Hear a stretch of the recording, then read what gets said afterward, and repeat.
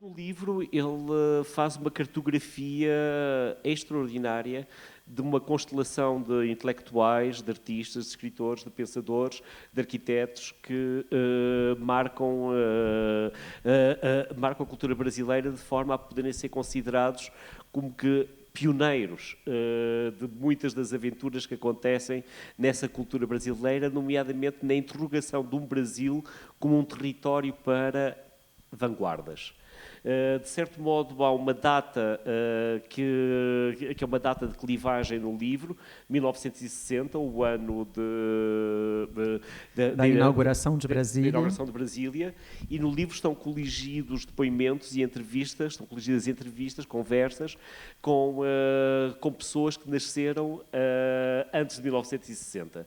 Os nomes encontram-se ordenados cronologicamente pelo ano de nascimento, e é, na verdade, muito interessante também essa viagem no tempo, numa grande diversidade de nomes, de obras, de pessoas, de discursos, mas onde, de uma forma assombrosa, o Hans conseguiu criar uma situação com a editora, convosco, com a Tobogó, com pessoas que também se encontram aqui. Está aqui o William Sartusi, que colaborou bastante neste livro, e este livro tem muita colaboração com o Hans. Porque o Hans é uma pessoa que, sendo um radar, sendo uma antena e tendo uma intuição extraordinária para descobrir pessoas, é uma pessoa que vive muito depressa. E que vive tão depressa que ele nunca para muito tempo no mesmo sítio. Ele nem tempo para pensar praticamente ele tem. Posso contar-vos que a melhor conversa que eu tive com o Hans foi uma vez num aeroporto, o aeroporto de Heathrow. Ele estava a 20 metros à minha frente na fila para o controle de passaportes. E de cada vez que nos cruzávamos naquela serpente que fazem essas filas, nós trocávamos 3 ou 4 palavras, como se fôssemos adolescentes a trocar nomes de grupo rock. E eram nomes de artistas, eram exposições que tínhamos visto, eram livros que tínhamos lido, eram filmes que tínhamos visto no último ano, aquilo que nos tinha impressionado um ao outro. Foi talvez a conversa mais profunda que eu tive com o Hans Ulrich em 20 anos em que nos conhecemos, e talvez a conversa mais objetiva. De maneira que conseguir criar a condição, independentemente das conversas dele terem uma pesquisa pessoal, uma investigação pessoal, mas este livro é também uma testemunha de um trabalho de equipa, e um trabalho de equipa em que vocês souberam corresponder muito bem à curiosidade dele por este Brasil.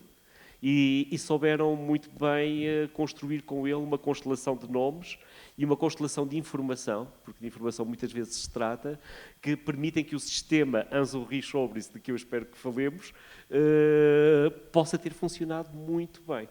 E eu acho que este é dos livros onde há uma arquitetura do próprio livro, que é uma coisa que é algo completamente desestruturado, como o Hans é um bom princípio da teoria do caos regendo o universo, que no livro consegue estruturar algo desse caos e desse universo. E nesse aspecto o livro é muito único em relação às entrevistas que vocês também têm disponíveis em português, graças à Cobogó, que são uma espécie de livro de viagens do Hans pelo mundo e pelas pessoas que encontra e que consegue juntar nesse mundo. O Hans é um ouvidor, é uma pessoa que sabe, ou melhor, que cria condições para que nós ouçamos as pessoas. Eu acho que ele ouve menos do que nós, porque ele cria a situação. E nesse aspecto ele é muito engraçado, porque ele vivia, quando eu o conheci, ele vivia em 4 países. Ele não tinha casa. Neste momento ele está a viver em Londres, porque está a trabalhar em Londres, pela primeira vez tem um trabalho mais fixo, na Serpentine Gallery, mas na altura ele vivia entre Londres, Paris, Viena e Nova Iorque, salvo erro. E era uma pessoa para quem a ideia de casa era desnecessária, na verdade, porque ele vivia em viagem permanente, ele era um nómada permanente. E esse nomadismo, por vezes, é irritante, porque por vezes ele é um nomadismo que deixa o contacto sem ser aprofundado. Mas por outras vezes é fascinante, porque o Hans é das pessoas com quem eu gosto mais de trocar informação. É quase como você pergunta e ele responde e ele procura saber coisas de você, e é, na verdade, das situações de troca de informação mais extraordinárias. Eu acho que nem a internet é tão rápida quanto o ANS a trocar informação.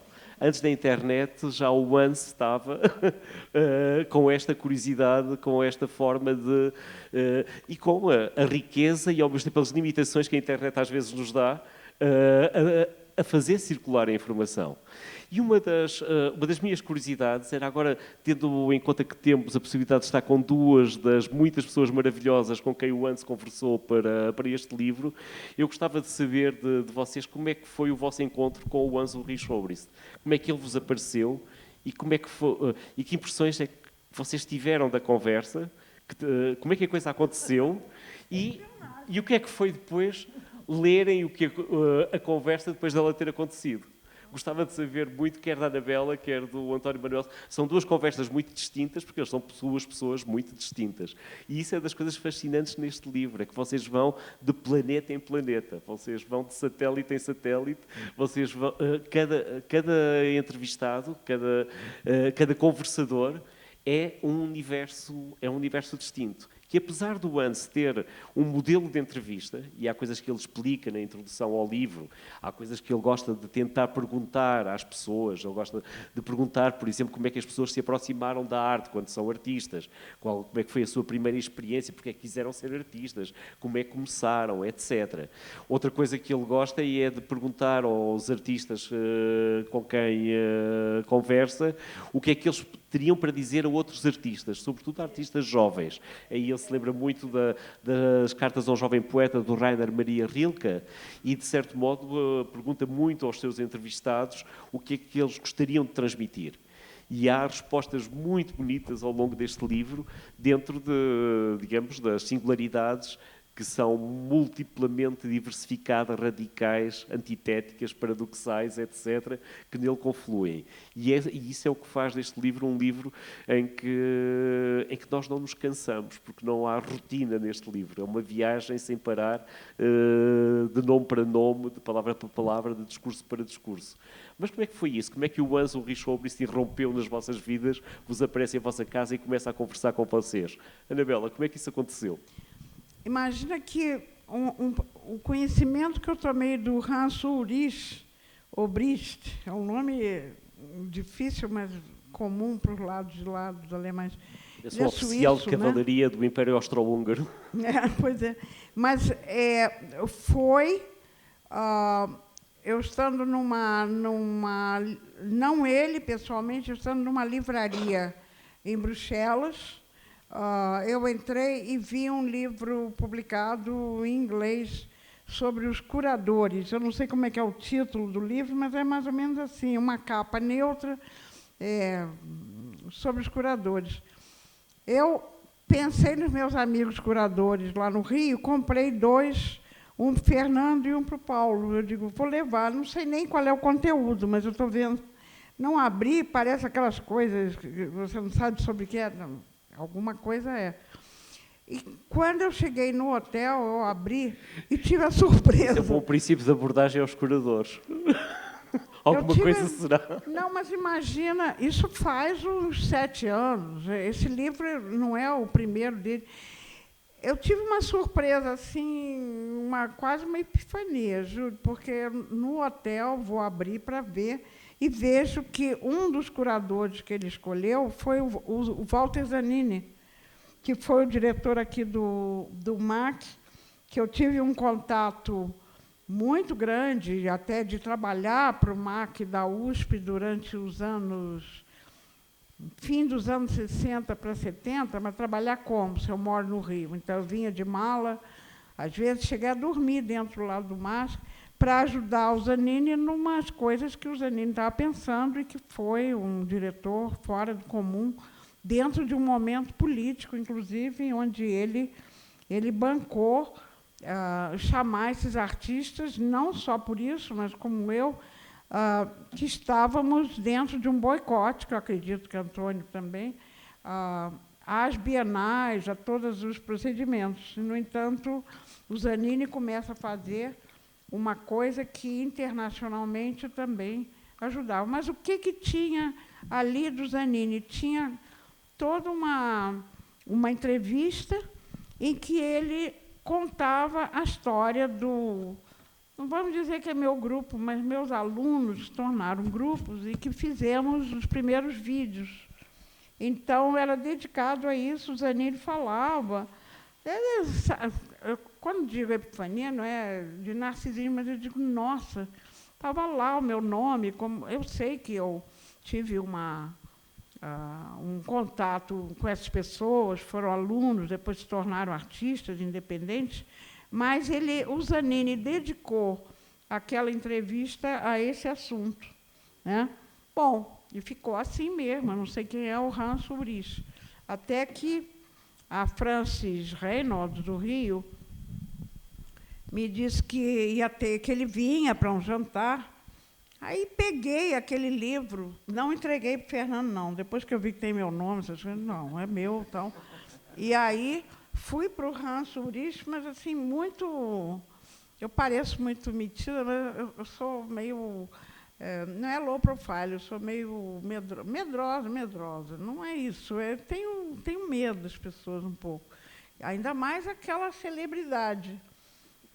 E aí cheguei e mostrei o livro. Eu disse, não vou falar nada. Mas ele fez uma festa, botou uma dedicatória com amor, com não sei o quê. Eu nunca tinha visto o Hans Ulrich, ele já estava numa dedicatória ali, muito espantado da gente tomar conhecimento do que ele pensa. Muito bem, então, quando ele veio para a casa da França, ficou lá, me disse, vem amanhã que eu quero te entrevistar, como outras pessoas foram entrevistadas nessa ocasião. Ele marcou 8 horas da manhã, que coisa esquisita, né? E fui às 8 horas na Casa da França, uma casa linda, lá no alto, sei lá, do Maitá, não sei, cheio de abelha voando. Eu digo, estou perdida, estou falando sério. Sentado ali e não podendo dizer, vamos lá para dentro, porque ele resolveu que ele está na natureza e é ali que fica, né? E, claro que devia ter ninho de abelha lá e tal. Então, era assim, né? E aí eu vi que ele estava se baseando numa entrevista interessante. Era uma entrevista que eu tinha dado para uma jovem alemã, crítica de arte, em Frankfurt, e que saiu publicado várias páginas, porque eu vi que ele tinha ali também, tinha uns mapas, daqueles meus mapas, tinha umas coisas assim. Então, ele ia se baseando, perguntando várias coisas. E o que era muito interessante, meio difícil, é que ele, no final, perguntava o que você tem a dizer para os jovens, né, no futuro. Eu disse alguma coisa que eu gostei, que está aí. Posso até ler, quer dizer, porque é uma frasinha, eu vou ler porque é para os jovens. Que é um lado meu muito atuante como pessoa que ensina arte, né? Quer dizer, ele diz assim, tem o livro que Hilke escreveu, Cartas a um Jovem Poeta. Qual seria o seu conselho para um jovem artista?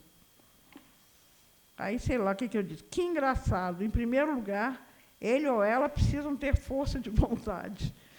Não força de vontade por si só, mas força de vontade de acreditar que sabe o que está fazendo e acreditar que precisa continuar fazendo. O artista precisa ser alguém muito atento ao momento em que vive. Isso significa não estar aqui apenas no local, mas quero dizer no mundo. Acho que é isso. Aí ele respondeu, lindo. Bom, também recebeu a medalha. Mas é esse Hans Ulrich que eu já encontrei depois disso várias vezes. Ele passou a me convidar para algumas coisas diversas. Ele me convidou o ano passado para ir para o Serpentine, fazer parte de um programa que ele chama de Marathon. Você vê, é um curador, quer dizer, na sua experiência, dentro da Serpentine, ele dá um tema, então ele diz que faz isso há alguns anos, convida pessoas que não necessariamente são artistas, no meu caso ali, se era a única artista, não sei, mas chama filósofos, arquitetos. Você já foi alguma vez para essa maratona? É uma bagunça total, é bem ele. Confesso que não é a experiência que eu teria gostado mais de viver da minha vida. É difícil, porque ele me mandou o tema. Ele diz, olha, isso é com o tema. Eu acho que é sobretudo chato. Não, mas não, pois é. 2, 3 dias inteiros só com gente falando, mas depois falaremos mais das sem dormir, né? Maratona tem sempre aquela coisa chata para quem a faz. Vou me estender mais, mas ele deu um tema naquele ano, coisa de tema, mas não é tema para você fazer uma gravura, não é nada disso, mas work, trabalho, que é muito vasto. Eu fiquei admirada que havia imensa gente sempre. Há centenas de pessoas que estão ali, assim, verdadeiros nerds, a ouvir tudo quanto a gente está a dizer nessas maratonas, dias inteiros. Olha, eu fiquei... De conversa fiada, a expressão conversa fiada no Brasil também. Agora, é muita gente que fica ali, como se fosse uma arena, alguns sentam, não é bem assim, é mais assim, informal. Senta aquela gente, uns saem, outros... É uma coisa assim. E aí, eu realmente... O que eu fiz? Eu fui apelar para um passado meu, não como linguista, mas sabendo como é que se pode procurar o que significa a palavra work. Fui procurar, já que ele deu o inglês, work, fui procurar da origem germânica. Fui procurar trabalho da origem latina. Coisas não é só muito diversas, mas opostas. Não vou aqui ficar explicando, mas trabalho que vem de trípode, não sei mais o quê, significava lá para os romanos a escravidão, porque o símbolo daquilo, do trabalho, Anone, para variar, foi a minha pesquisadora, ele conhece a minha filha, Anone. Anone achou uma coisa tão estranha, que é o símbolo do que era para os romanos lá, né? O trabalho, né? Como tripode, não sei o que lá. Por que tripode? 3 pés. Não é que significava, é o símbolo do homem que trabalha, mas ele está ali por um castigo em que Deus me livre, ele está penetrado por um daqueles... São 3, não é como crucifixo, mas crucifixo também foram os romanos que inventaram, né, a cruz, né, não foram os judeus. Então, você entende que trabalho é uma coisa muito vergonhosa. Ela é sacrifício e é castigado, se não, é o escravo mesmo, né? Work, do outro lado, germânico, é trabalho mesmo, é work, werk, você entra na atividade de fazer as coisas, né? Bom, eu saí dali, eu digo, meu Deus, mas isso vai ser uma chatura, levar, né, linguisticamente, foneticamente. Aí eu digo, eu vou pegar o meu Brasil nativo, o meu Brasil alienígena, e vou falar daquelas cenas onde a Índia não está trabalhando, e eu pego de propósito, porque aquilo é fingido, porque eu não estava pretendendo falar como era bom o tempo do primitivo. Então, eu falei sobre aquilo. Ele gostou muito, mas era aquilo, era circulação. E ele também tem o dom, quase que isso, de dar ubiquidade. Tinha horas que ele estava lá. Ninguém tem o dom da ubiquidade. E tinha horas que ele desaparecia, e depois ele aparecia no meio de uma festa, eu fui a tudo, né? E ele me apresentava a 200 pessoas, é claro que eu não... Está entendendo? Todo mundo vinha conversar. Ele é assim, ele é uma generosidade dele, ele é alegre, né? É uma pessoa, como você disse,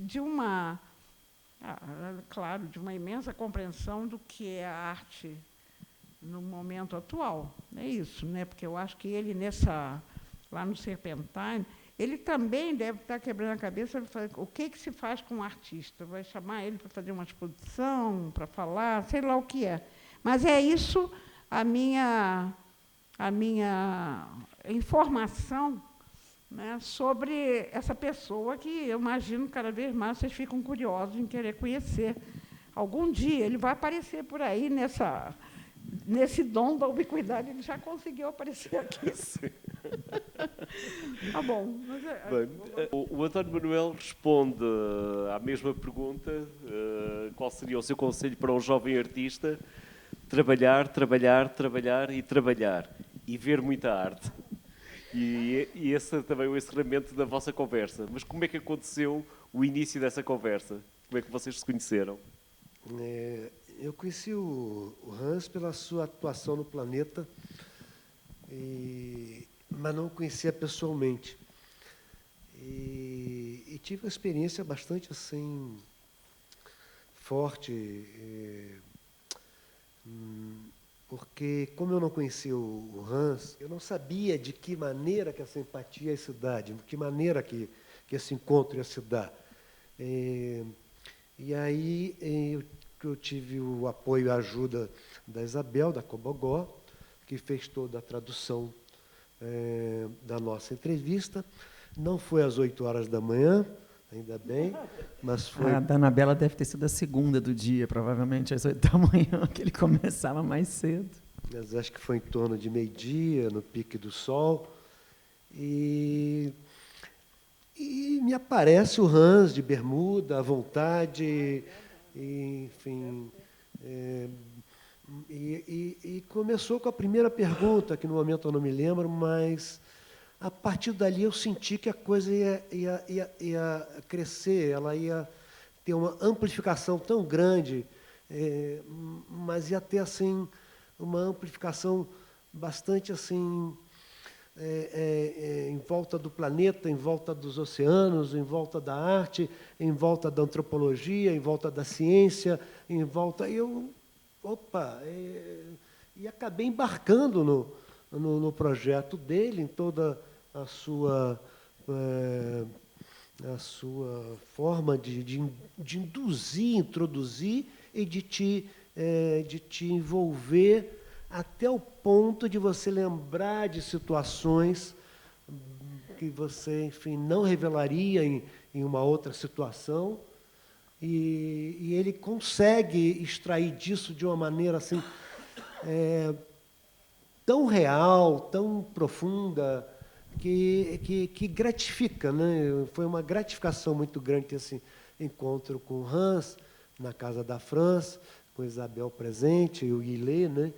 E realmente, quando achava que terminava a entrevista, ele vinha com uma energia, de repente, vinha com a força de novo, ele vinha feito uma onda e, de novo, retomava todo aquele espírito, enfim, envolvente do planeta, do que estava assim, mais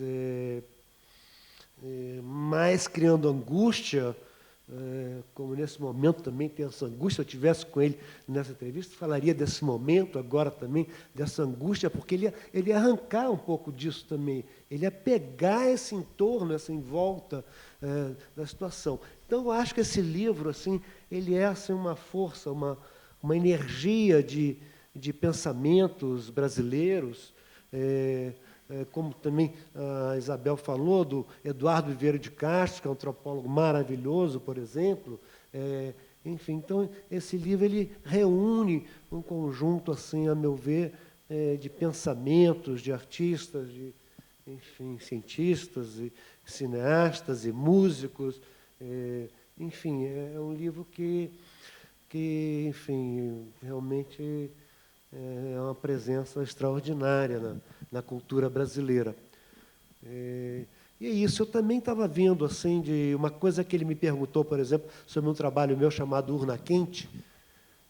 Ele me perguntou algo, que trabalho é esse, algo assim, e eu fui descrevendo a Urna Quente, que é uma caixa que você precisa arrebentar para descobrir o poema que está dentro. Enfim, então você usa da violência para também descobrir a violência que está dentro. É uma imbiose tudo isso. E eu fui ver também, lembrei que quando eu fiz a Urna Quente, em 1968, foi o ano do ato número 5, o ano da censura, o ano do fechamento do Congresso, e foi o ano do nascimento do Hans Ulrich. Aliás, o Hans confessa que estava confuso com a sua urna quente, que era uma obra que lhe fazia confusão. Porque tem essa coisa de ser uma obra para não mostrar. Aliás, você contou uma coisa que eu essa não conhecia, que você tinha feito uma segunda urna, versão americana. Os americanos tinham bastantes problemas de alfândegas e assim, então o António Manuel falsificou a sua própria urna quente e mandou uma urna falsa para os Estados Unidos. A primeira urna surge numa manifestação, acho que a primeira manifestação de arte pública no aterro do Flamengo, chamado Apocalipopotes, que é isso é 68, justo o ano que o Hans Ulrich nasceu. Então, foi uma manifestação coletiva no aterro do Flamengo. Organizado pelo Frederico Moraes, né? Frederico Moraes organizando. Frederico de Moraes também, com certeza, ele é um dos inventores desse projeto de arte no aterro, arte pública, e que, aliás, ele faz parte do livro do Hans também. Esse evento aconteceu no aterro, etc. E depois, em 1975, essa caixa se arrebentava e descobria o que estava dentro. Em 75, eu resolvi fazer uma caixa hermeticamente fechada e resolvi dar 30 anos para ser aberta. 30 anos depois, ela seria aberta, seria em 2005. Né, de 70, passou, exatamente. Esse é o problema. Passou muito rápido. Como passou muito rápido, eu resolvi não abrir mais essa urna. Então, ela está registrada em cartório e ela não vai ser mais aberta. Mas teve uma mostra, uma Lindsay Levansky, uma curadora, que convidou esse trabalho, a urna quente, para essa exposição, chamado Beyond Geométrico, algo assim.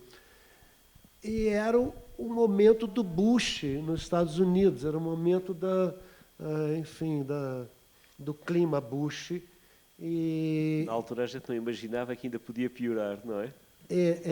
Pois é. Então, essa urna que não deveria ser aberta, a original, eu fiquei com medo de enviar essa urna, consultei um advogado e disse que realmente ela podia ser aberta em nome da segurança nacional nos Estados Unidos. Eu resolvi fazer uma outra urna idêntica, do mesmo tamanho, mas com conteúdo diferente, e mandei para os Estados Unidos. Essa urna voltou, sem problema nenhum. E, enfim, depois eu tentei ainda, nessa mesma exposição, a seguir, abrir essa urna na Washington Square, que é uma praça que eu adoro, que é uma coisa simbólica, mas não consegui abrir a urna porque precisava de autorização de prefeitura, autorização ambiental, autorização de bombeiro, uma burocracia tão grande que eu acabei desistindo de abrir essa urna, e agora eu tenho 2 urnas aqui no Brasil comigo. A de 75, que era para não abrir, e essa que viajou e voltou e está presente ainda comigo. Como é que foi para vocês encontrarem alguém como o Hans Ulrich dentro de um contexto em que muito do que se fez no Brasil não tinha não circulava assim tanto em termos de informação durante muito tempo. As vossas próprias obras, quando foram realizadas no Brasil, pelo menos até esta última década e meia, o conhecimento delas era muito circunscrito ao contexto brasileiro. Não havia tantas pessoas fora do Brasil a saberem do vosso trabalho. Eu lembro quando, por exemplo, tive a ocasião de trabalhar com o António Manuel. O António Manuel é português e Portugal não conhecia o trabalho do António Manuel. E o vosso trabalho, de certo modo, foi fundamental. Estruturou também um contexto artístico e uma história das possibilidades de fazer arte e de definir formas de fazer arte, não só neste país como no mundo. Algumas pessoas começaram a se dar conta que no Brasil estavam a acontecer coisas diferentes. Alguns curadores apareceram por cá no início e não eram tantos assim, mas figuras como o Guy Brett, por exemplo, a Anabela fala algumas vezes do Guy Brett. O Guy Brett é alguém que trabalhou com os dois, conhecemos não só a vocês os dois, mas a muito mais gente também. O Kinnison McShane, com o trabalho que ele faz quando aparece aqui no Brasil, logo a seguir à exposição que o Frederico de Moraes faz em Belo Horizonte, do Corpo à Terra, suponho que era assim que se chamava, não é? E depois descobre projetos de muitos artistas que estiveram nessa exposição e leva alguns desses artistas para Nova Iorque, para o Information. E depois, assim, digamos, num certo mundo que fala inglês, aparece o Hans Ulrich. E o Hans Ulrich, no entanto, é curioso, porque o Hans Ulrich não é um curador que venha trabalhar com vocês numa prática curatorial para uma exposição. Ele vem conversar com vocês. E isso é algo muito curioso. O Hans Ulrich... Como? Quem era? Você citou esse que veio para esse último... Não, o Hans Ulrich. Sim, o Obrist, sim. Ou seja, o Hans talvez seja um dos curadores que deixa uma parte importante do seu trabalho curatorial, não tanto nas exposições que faz, ou nas programações que faz, mas nas conversas que fez. É uma coisa muito curiosa, o primeiro curador-conversador, e que deixa deixa essas conversas como uma forma de estar e de ser. E isso é curioso porque, por exemplo, o Hans conheceu, e como eu também conheci, uma pessoa que nos marcou muito, a um e ao outro, o Harald Zeeman, que de certo modo é a primeira pessoa a ser reconhecida pelo mundo da arte como curador, porque não é verdade. Falou no Zanini, há Mário Pedrosa, só no Brasil. O Harald também está como um dos curadores que ele escolheu para esse livro. Quantos curadores não existiram antes do Harald Zeeman? Desde o século XIX, pelo menos, que há curadores. Mas quando o mundo da arte se preocupou em criar essa profissão, curador, o Harald Zeeman é o primeiro que o mundo da arte investe desse cargo. Curiosamente, isso acontece numa altura em que as instituições culturais estão a fazer parte de uma reestruturação desse mundo da arte. O Harald Zeeman é um curador que faz uma importante exposição em centros culturais de novo tipo, como a Whitechapel ou a Conselho de Berna, que não correspondiam ao museu tradicional. Era um novo tipo de centro cultural que reestruturava culturalmente a Europa.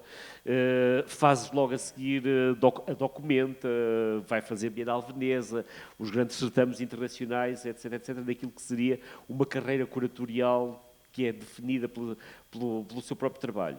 Se bem que ele nunca tenha trabalhado propriamente numa instituição e a programar uma instituição.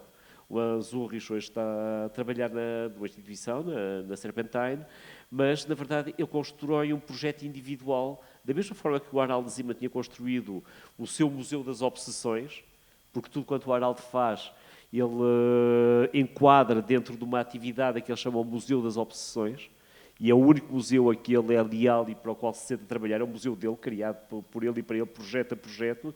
O Hans Ulrich cria também algo de muito pessoal, que são precisamente as conversas e as entrevistas. Porque o Hans Ulrich não está a mudar a Serpentine, não é, por exemplo, eu sou um curador que trabalha com instituições, que construiu um perfil de programação num museu como Serralves, num museu como o Rei da Sofia, juntamente com o Aurel Borja Videla, etc. Mas o Hans Ulrich tem esse perfil de uma singularidade que ele concentra precisamente nesta arte do contacto, da conversa. E isso eu imagino que possa ter sido uma relação diferente vossa com o curador que vem de fora, que vem do estrangeiro, saber do vosso trabalho. Ele já tinha investigado sobre o vosso trabalho, vos procura e quer conversar sobre ele. Independentemente de vocês poderem aparecer em exposições do Hans Ulrich um dia, das programações dele, etc., não é? Mas ele começa pela conversa e por uma conversa destinada a ser publicada. E isso é, na verdade, uma novidade na forma como ele traz esses diálogos, essas conversas, para a construção de um discurso curatorial. Isso é muito curioso. Para vocês aperceberam-se dessa diferença quando falaram com ele? Este é curador de conversar e não de fazer exposições? Ou como é que acharam? Que coisa era? Não, eu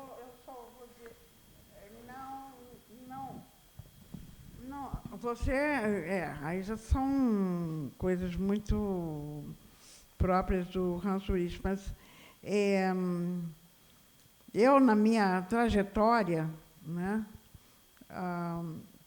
desde, não importa, há muito mais anos, desde 50 eu começo, mas aí dentro de outra informação, e meu trabalho se transformou, mas o Hans me aparece com uma diferença, talvez, na sua atitude política, ele não vai pedir informações a algum grupo, ele até pode, mas ele não foi, pelo que mostra nesse livro, uma coisa mais democrática, vamos dizer, em que ele vai procurar as pessoas sem precisar do conselho de algum grupo que recomenda. Quer dizer, porque, claro que existe isso, existem, para uma artista mulher, o machismo,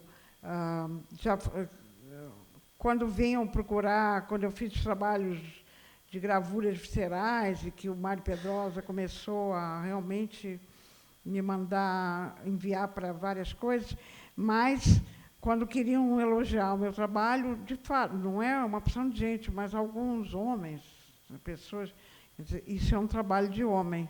Isso foi frase que eu não estou inventando, eu ouvi muitas vezes, trabalho de homem. Agora, no caso do Hans Ulrich, não é sobre isso, é mais do que isso.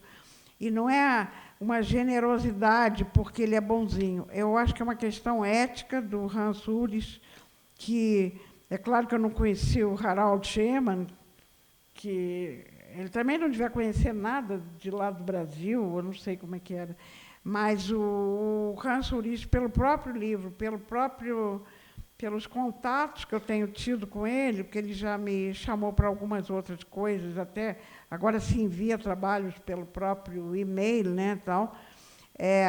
Mas ele não precisa consultar ou ser favorável a uma linha de pensamento, ele tem interesse em saber, ali no Brasil, pela maneira dele colocar todas as pessoas, que ele entende que a coisa conceitualmente, esses artistas todos têm uma importância, e eu senti isso, quer dizer, claro que quando eu separei aquele livro dele, eu não estou sabendo dele, mas depois, no contato pessoal,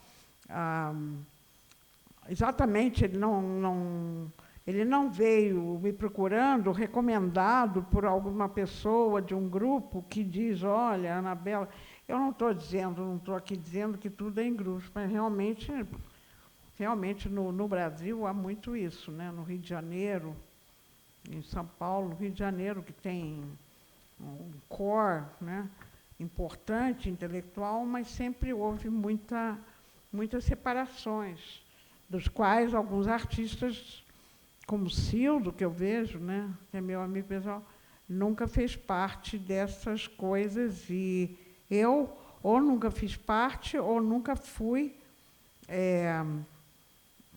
chamada para participar de alguma coisa dessas, mas isso, por outro lado, não me atrapalhou, porque eu acho que essa atividade em relação aos cursos do museu, a maneira em que eu comecei a trabalhar isso com o Frederico, independente dele nas outras escolhas, isso trouxe uma importância para o museu num momento tão terrível, né, de exceção, onde isso foi a minha publicidade, vamos dizer. Eu, nisso, não fui armar nenhum grupo, mas começar a pensar certas coisas, que, inclusive, é interessante ver que divergências no começo dos anos 70 sobre pensamentos, quando se fez a revista Malas Artes, ela não é como não sei se vocês conheceram, fez 3 números. Ela, quando começou a ser pensada, estava Maria do Carmo Seco e eu estou falando mulheres, não é que, vamos chamar, o Vergara, o Gershman, enfim, estava se pensando não numa revista, mas numa maneira de nós divulgarmos nossas ideias em textos, e começamos a fazer isso como folhas soltas. E durante quase 2 anos, sem saber, não é, vamos divulgar, mas... E aí, claro, de repente, os homens dessas reuniões na casa da Maria, porque não se podia ficar reunindo em grupos, porque se houvesse uma suspeita de que o grupo não era uma coisa política, havia realmente perigo da invasão do domicílio da pessoa. Quando nós fizemos o boicote, o Antônio deve lembrar, nós fizemos isso numa sala dentro do MAN, mas que foi generosidade do diretor, do Maurício Roberto, em realmente nos proteger. Nós não saímos de lá com uma lista, olha, somos nós que estamos boicotando. Não, cada um tinha seu compromisso. Saiu com esse compromisso que durou 20 e tantos anos e que nós respeitamos.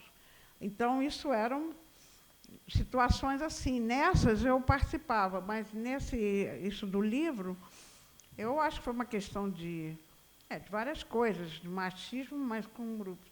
De repente, eu encontrei o Vergara meses depois, porque a gente não... Assiduamente, nós fizemos durante meses esses textos e discutíamos e tal. E aí ele veio me dizer, Ana, vai ter o lançamento de uma revista essa semana. Eu me lembro que eu perguntei, esse é o Clube do Bolinha? Perguntei mesmo, porque, claro que eu senti imediatamente. Fui vê-lo, claro, uma revista ótima, mas não há dúvida que ela já divergia em alguma coisa de outras pessoas com quem eu me encontrava, que eram alguns tinham sido alunos meus, como Fernando, o Paulo, mas que pensavam de forma diferente do que, por exemplo, o Ronaldo, que é uma pessoa brilhante, mas que começa a mostrar uma outra posição.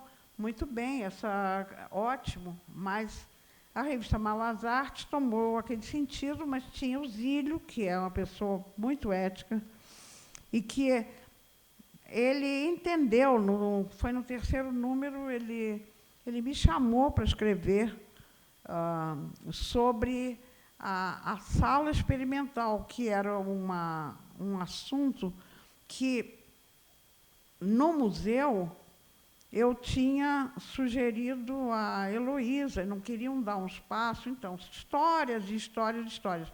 Mas o que eu digo é que eu fui, por um lado, ficando muito isolada, continuando o meu trabalho por causa das minhas coragens, ou de existências coragens, por causa de alguns momentos onde me colocaram dentro de uma igualdade de artistas, e até tem pessoas que dizem, Ana, a tua exposição no MASP, não é que ela chegou um pouco tarde, mas ela é tardia em relação ao trabalho, a todo esse trabalho que você fez. Eu estou aqui, graças a Deus, não estou triste com isso, estou alegre, mas não é uma queixa, mas eu quero colocar que o Hans Ulrich, quer dizer, eu não o conheço tanto, mas ele aparece como uma pessoa cujas diferenciações são de querer, com muito interesse, saber quem são esses artistas no Brasil, né? E isso é o que aparece num livro que eu acho que ele tem, então, um caráter democrático, vamos dizer, não machista, etc. e tal. A pesquisa do Hans Ulrich, que eu acho que ele faz também essas entrevistas, e não faz só no Brasil, claro, em qualquer lugar que ele vai, que ele passa de 2 a 4 dias. Eu nunca vi o Hans Ulrich dormir mais de 4 noites numa mesma cidade ou numa mesma cama. Eu acho que parte da ideia dele é conhecer as cabeças daquele lugar, conhecer os artistas, os pensadores, os intelectuais daquele lugar. Tem muitas pessoas que ele conhece, trabalhou antes, ele quer encontrar, ele tem dúvidas legítimas e curiosidades e quer entender como funciona aquilo. Tenho essa sensação de que ele faz muitas dessas entrevistas para ele, pela curiosidade própria, mas ele também faz para conhecer a dinâmica, o funcionamento e o pensamento intelectual e criativo daquele lugar que ele está visitando, daquelas pessoas que ele está encontrando. Então, acho que esse é um sentido interessante. Ele ouve muito as pessoas à volta dele, quem são as pessoas que ele deveria conhecer, quem são as pessoas que podem contar sobre aquelas práticas para ele. Então, acho que isso é uma coisa bacana dessa publicação e das entrevistas de maneira toda. A gente, quando fez muitas das entrevistas que a gente fez para esse livro, quer dizer, quando eu conheci o Hans, ele já tinha feito muitas entrevistas. A editora Cobogó começou em 2008, a gente já de cara tinha os direitos de publicação, não dessas entrevistas, mas de sermos os editores dele no Brasil, e a gente começou a recolher nas outras publicações o que já tinha sido publicado e começou a produzir novas entrevistas com ele no Brasil para que a gente pudesse publicar. E acho que essa ideia de colecionar pensamentos, ideias e modelos enfim, maneiras de pensar, modelos de produção, enfim, ideias de caminhos de trabalho, pensamento e tal, é um pouco o projeto dele. Ele é um grande colecionador, arquivista de ideias e pensamentos e modelos de trabalho, vamos dizer assim. Então, acho que isso é o que é mais interessante. Quando a gente fez esse livro, ele já tinha metade dessas entrevistas, ou talvez um terço. Eu sou meio ruim de números, então estou falando aqui um pouco de Araque, mas vamos dizer que pelo menos um terço, talvez quase metade, ele já tivesse feito, e a nossa ideia era fazer um livro de entrevistas brasileiras de todos aqueles que ele fosse entrevistar. Quando a gente começou a transcrever o material e editar o material e escolher aquilo que enfim, a maneira de, vamos dizer, de dar forma a essas conversas, porque não são propriamente entrevistas, são mais diálogos, mais conversas, né? Nos pareceu que era coisa demais para a gente ter que escolher e tirar. Então, assim como ele é um grande colecionador e acumulador mesmo de informações e de histórias, a gente resolveu dividir em 2 volumes e tratar esse aqui como o livro dos pioneiros ou mestres, né, como ele chama. Enfim, então temos todo um segundo livro com os artistas que vêm a partir dos anos 60 para acontecer em alguma hora, sabe-se lá quando, vamos seguir trabalhando nele. Mas é interessante pensar que, enfim, tudo isso foi sendo feito ao longo da vida dele. A vida dele é reunir e colher e coletar essas conversas e essas informações. Só que teve um momento que entrou, porque, enfim, alguns nomes aqui foram citados, acho que é importante, em algum momento entraram parceiros para fazer isso se tornar uma coisa real, porque um livro desse tamanho, com entrevistas gravadas de maneira, muitas vezes, selvagens, em várias línguas ao mesmo tempo, o Hans falando uma língua, a pessoa respondendo, ele fala inglês, francês, italiano, alguns dos artistas e dessas pessoas fizeram a entrevista em francês, outras em inglês, algumas metade em português, metade em inglês, o Antônio que fala inglês, mas preferia responder em português, então tinha eu no meio do caminho traduzindo todo esse trabalho de reunião dessas conversas, transcrição, tradução e edição exigia um certo conglomerado de pessoas associadas para que isso acontecesse. Então, para além da Cobogó, a gente teve o apoio muito entusiasmado da Frances Reynolds, que, na verdade, ofereceu a casa dela para a gente fazer essa bagunça. A gente passou, acho que 3 ou 4 dias lá, recebendo gente de 7 da manhã até meia-noite, porque o Hans tem essa característica que ele também não dorme, ele fica o tempo todo conversando com as pessoas. E depois ainda viemos a São Paulo e tudo mais, e a gente teve o patrocínio da Verde, que encampou o livro dizendo, faz. Eu falei, mas eu não tenho nem como te mostrar as entrevistas. Não tem problema, faz. Então, foram dois apoio, a Frances como um apoio e a Verde como, de fato, um financiamento através da Lei Rouanet, etc. Uma coisa que o João Fernandes falou e que eu acho que é bastante divertida sobre essa personalidade do Hans, assim, ainda que a gente tenha feito tanto a Anabela quanto o Antônio Manuel na casa da Frances, no Rio, muitas dessas entrevistas foram feitas nos lugares mais absurdos. Assim, ele entrevistou pessoas dentro de táxis, a gente entrevistou o Eduardo Vieira de Castro numa padaria na praia de Botafogo, que eu podia jurar que não ia conseguir nunca ouvir o que estava sendo dito ali, porque tinha trânsito e ônibus passando.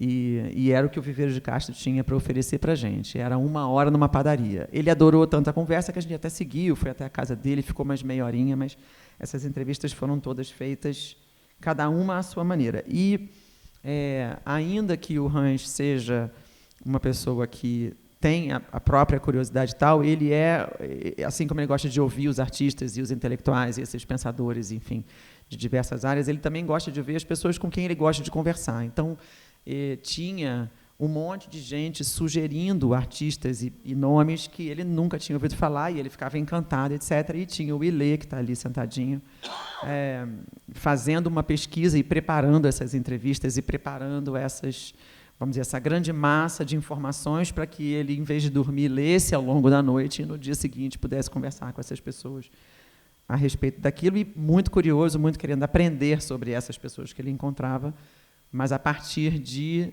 pesquisas e sugestões e conversas, e um artista jogava o nome de um outro artista e ele vinha trazendo, e aí ele passava na rua, no meio de uma entrevista com alguém, ele falava, fulano me me contou sobre cicrano, como é que a gente acha? Peraí, aí a gente para tudo, vai tentar achar a pessoa, será que ela pode conversar também? Enfim, muito ávido por essas conversas todas, né? Então, acho que era importante trazer um pouco esse universo, já que a Ana trouxe aí. António, você sentiu também essa parte do curador-conversador quando conhece o Hans, na sua conversa com ele? Você o viu mais como curador de exposição ou curador-conversador?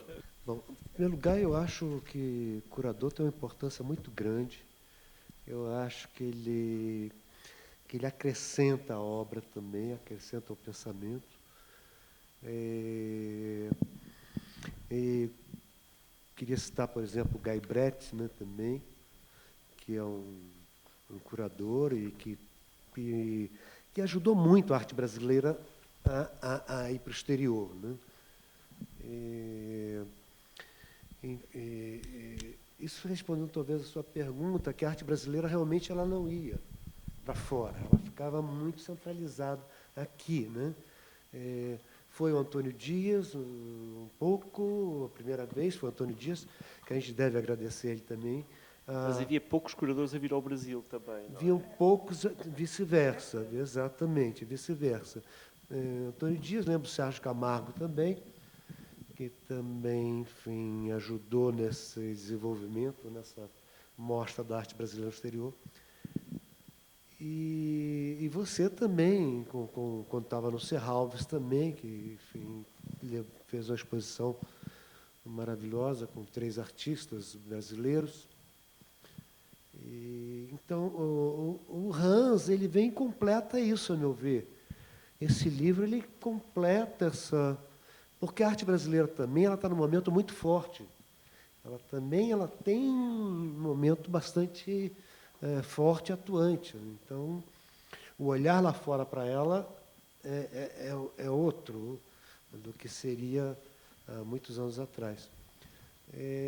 O Hans teve esse olhar, e aí que surpreende a forma como ele vem buscando isso, como ele vai na padaria, conversa com o Edgar, ele vai a São Paulo, ele entrevista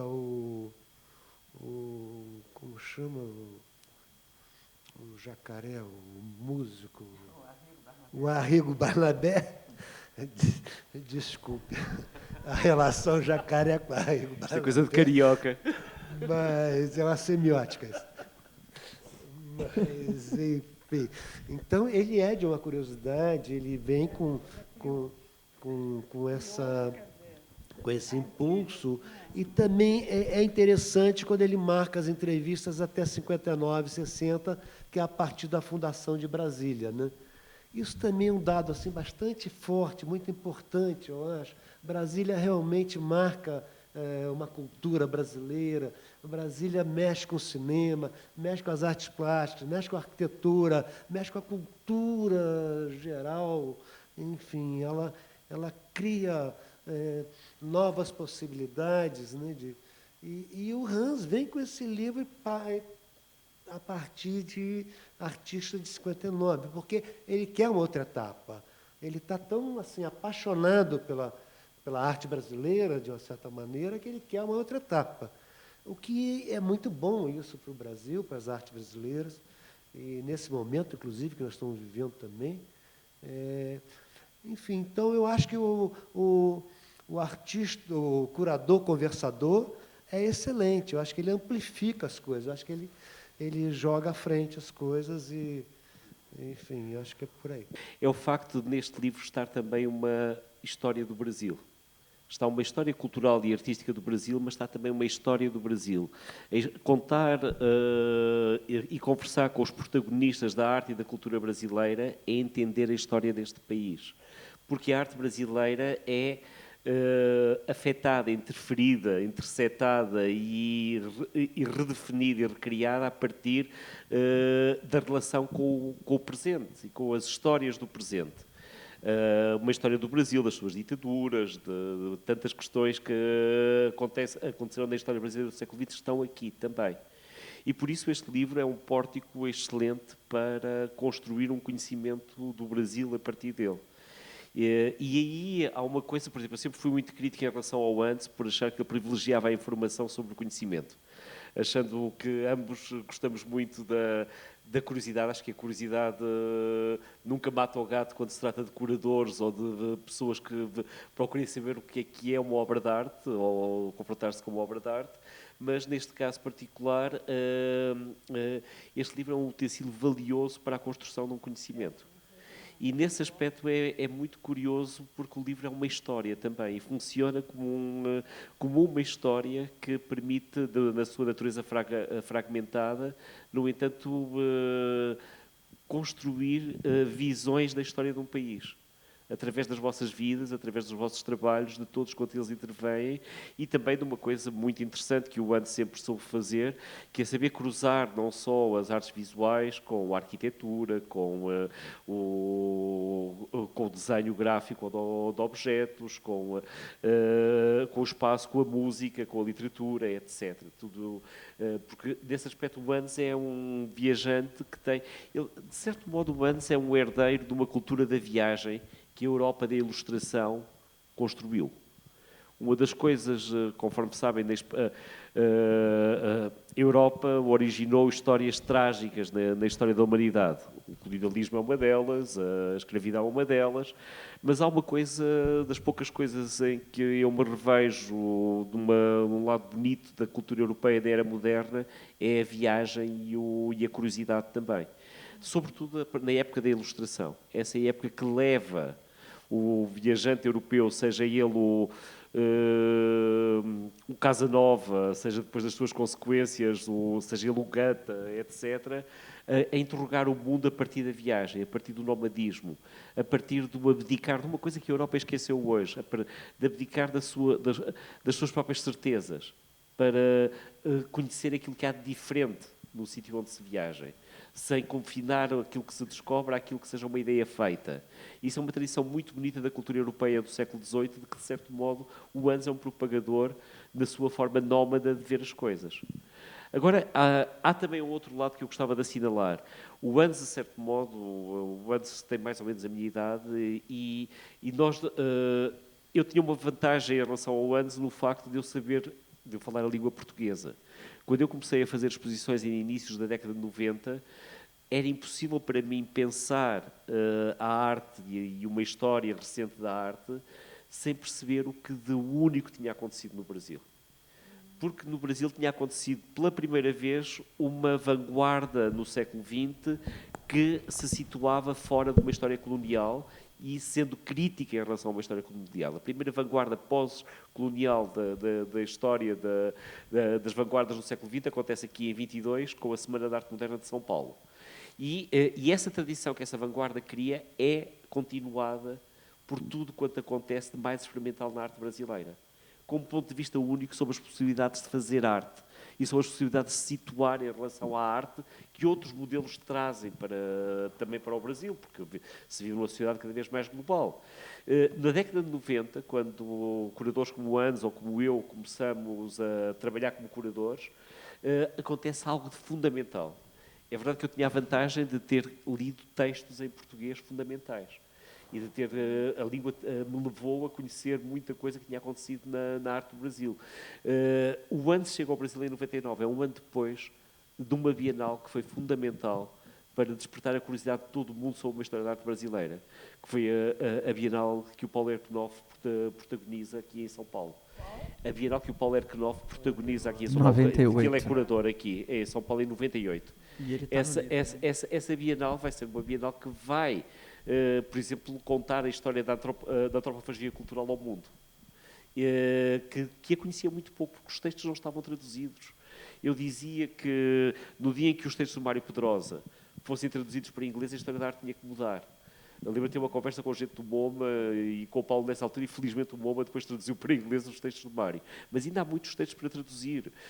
Hoje, felizmente, Mário Pedrosa, Ferreira Goulart, há muita coisa traduzida já em inglês. Mesmo textos de artistas, depoimentos de artistas, etc. Eu acho fundamental que este livro seja traduzido para inglês. É algo que já perguntei à Isabel quando é que isso poderia acontecer, porque acho que... Estamos trabalhando nisso. Não sei ainda, mas estamos trabalhando nisso. É importante isso acontecer. Como é importante, porque ainda há muita coisa por conhecer. Eu quero aproveitar o privilégio de estar aqui a viver e a trabalhar convosco para saber mais precisamente do Zanini. O Zanini é um modelo de curador que o mundo tem que conhecer. Foi alguém que pensou um museu com uma singularidade que é muito única em relação à história dos museus no século XX. Há muito por descobrir, por pensar a partir dele. Ou pessoas maravilhosas como o Frederico de Moraes. Há muito, é por isso que digamos, os curadores não começam com o Harald Zeeman. Vocês tiveram muitos curadores daqui, e houve muitos curadores antes. Se calhar o próprio artista talvez tenha sido o primeiro curador, o David, quando faz a primeira exposição pública na Revolução Francesa, mas confrontou-se com questões curatoriais também, com uma mediação com os públicos, com os poderes e com a sua própria obra. Mas tudo isso é um contexto que faz o Hans. Há um outro contexto que eu também, confesso, tenho muita pena que o Hans não esteja aqui, porque eu quero um dia ter uma conversa com o Hans. É muito difícil ter uma conversa com o Hans particular, porque o Hans está sempre com muita pressa, mas a melhor forma de ter uma conversa com o Hans é tê-lo numa sessão pública. É que alguém como a Isabel nos junta um dia e ele fica prisioneiro da situação e não pode fugir. Vamos pegar ele de jeito. Então, porque há uma coisa que é uma interrogação em curadores que começaram a trabalhar nessa altura, da década de 90. É que, de certo modo, criou-se já, antes de nós, já na própria década de 60, 70, um mundo da arte. E esse mundo da arte começou a gerar uma economia, agentes, profissões, etc. Gerou a própria profissão de curador. De certo modo, o Hans é um dos protagonistas e um dos modelos, dos livros, etc. E essa situação de curador, na forma como ela se relaciona com o mundo da arte, é uma questão. E é uma questão que hoje, por vezes, condiciona e formata, eu sinto, a criação artística. Quer dizer que, de certo modo, por exemplo, o que nós encontramos neste livro é um curador como radar a buscar aquilo que existe no mundo. Mas há um sistema Anzo Richobrist que influencia hoje jovens curadores. Há a revelia dele. O Hans com artistas, por exemplo, e eu fui contemporâneo disso, foi protagonista, e eu trabalhei com muitos desses artistas também, de um modelo que se chamou estética relacional. Da altura o Hans estava muito em Paris, artistas como o Philippe Parrenot, por exemplo, como o Pierre Huyghe e muitos outros, estavam a fazer formas de definição das possibilidades de fazer arte muito influenciadas por aquilo que se descobria em formas de fazer arte que tinham acontecido, por exemplo, aqui no Brasil. Isso é muito curioso. Uma arte interrelacional, em que o espectador deixa de ser espectador também para ser participante. Coisas que se encontravam, por exemplo, nos processos da Oiticica e de Clark, projetos vossos, etc., etc. Houve uma definição da relação da obra de arte com ideias de público, de espectador, e tudo isso foi uma revolução em relação à própria natureza do lugar da exposição, do museu, da galeria, tudo isso. E por isso o Brasil é uma história muito rica e que está numa pré-história desse modelo de uma estética relacional. Por isso não surpreende que o ANS se interesse também tanto pelo Brasil.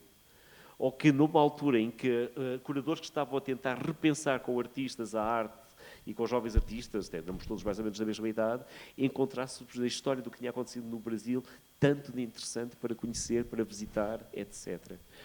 O que acontece é que essa estética relacional, de certo modo, se transformou num modelo que eu acho que tem que se interrogar hoje, com uma consciência crítica. Porque aquilo que, por exemplo, é aí que eu sou muito crítico da maratona que o ANS protagoniza em Londres. Se eu gosto muito das entrevistas do ANS e de ver um livro como este, a maratona são 3 dias em que há sessões de 20 minutos com 4, 5 pessoas a falar.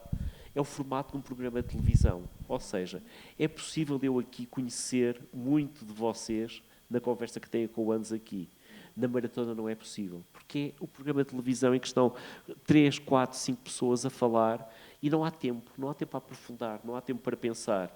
É o formato da televisão. E esse modelo, digamos, do consumo imediato e da acumulação de informação sobre informação sobre informação que impede o conhecimento. E eu acho que a maratona, no seu próprio sistema, acaba por ser uma contradição. Porque é impossível, as pessoas estão por estar, para estar. Há quem vá namorar para lá, há quem vá tomar copos depois, etc. E isso é um modelo de estar no mundo da arte que impede a radicalização das linguagens e impede o pensamento. De certo modo é uma contradição, quase. Um modelo tão generoso que até radica em formas de pôr em causa o sistema da arte, acaba por criar um sistema que tem hoje como seu apogeu as feiras de arte, as bienais, que são mais do que tudo locais de encontro e locais de negócio. E muitas vezes, digamos, nós curadores somos agentes involuntários desse sistema de negócio que adorou que nós juntemos todos os interlocutores e cada vez mais gente nesse sistema. E essa é uma questão que eu gostava de discutir com o ANS e fica aqui quando sair o segundo volume, o rap está com o Bogó para fazermos um dia essa discussão. Porque acho que seria interessantíssimo pô-lo a discutir isso e é uma discussão que eu sei que nunca vou conseguir ter quando nos encontremos num aeroporto a 20 metros um do outro ou numa conversa no jantar ou numa inauguração, etc, etc, que é como nós nos encontramos. O mundo da arte hoje empobrece tanto a comunicação quanto a internet. E por isso mesmo criar momentos como livros é mais interessante do que criar esses momentos de discussão que acontecem muitas vezes nas bienais ou nas feiras de arte, porque são discussões completamente inócuas. São discussões que são feitas precisamente em função do sistema social de estarmos todos juntos e depois nada acontece, a não ser divertimos-nos mesmo assim, obviamente. Mas muito pouco acontece em termos de ideias e de radicalização das possibilidades de estar juntos. Aí eu lembro precisamente uma coisa que o Harald Zeeman dizia e que eu tenho encontrado nas experiências vossas, quando vocês me falam de quando encontro artistas que no Brasil trabalharam como curadores, como o Zanini, como o Frederico Moraes, como o Mário Pedrosa, etc. Havia uma radicalização do pensamento e uma radicalização das possibilidades de fazer as coisas. Na conversa entre artistas e curadores, entre artistas e historiadores, entre artistas e escritores. E isso hoje estamos muito longe disso na forma como as pessoas se encontram e conversam sobre arte, nas feiras de arte, nas bienais, nos sistemas de conversa que o mundo da arte criou. O ANS é um criador desse universo do sistema da arte também. E isso é uma das coisas que um dia vai merecer uma boa conversa.